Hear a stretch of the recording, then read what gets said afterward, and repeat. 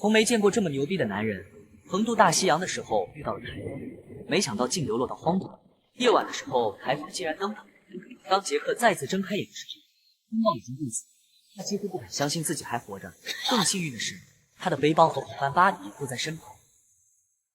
现在最要紧的是在天黑前找到一个绝对安全的地方藏身。这个岛看起来很大，山上很有可能存在未知的野生动物。眼前这片区域三面有山势环绕，形成了一个天然的屏障，而且这里还面朝大海，随时能看到过往的船只。不过在建造庇护所之前，他必须要弄清楚背包里还剩下哪些装备，这将决定他能否等到救援。